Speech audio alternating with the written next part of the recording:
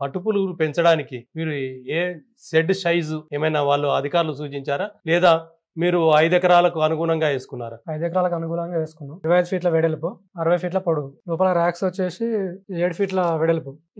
6 స్టెప్లు వస్తాయి. 1 2 3 4 5 6. 6 స్టెప్లలో మీరు 3 స్టెప్లే ఇప్పుడు వాడుతున్నారు. అండ్ ఇంకా సైజ్ పెరిగిన తర్వాత పైన 3 స్టెప్లకు వెళ్తాయి. 400 450 వరకు పెంచుకోవచ్చు.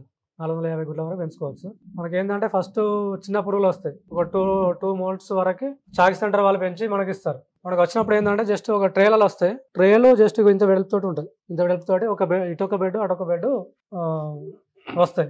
అంటే ఈ స్పేస్ తోటి మనం ఫీడింగ్ వేసిన తర్వాత సైజ్ పెరిగిన కొద్దీ బెడ్ ఫుల్ చేసుకుంటాం. ఇలా ఎక్కువ అయినట్టు అనిపిస్తే వేరే బెడ్లకు షిఫ్ట్ చేస్తూ ఉంటాం. అట్లా ఏంటంటే ఒక 3 days తర్వాత మోల్టింగ్ అనేది ఉంటుంది. ఆ మోల్టింగ్ ఏంటంటే ఇప్పుడు ఈ పురుగు పైన ఉండే చర్మాన్ని తీసేస్తుంది.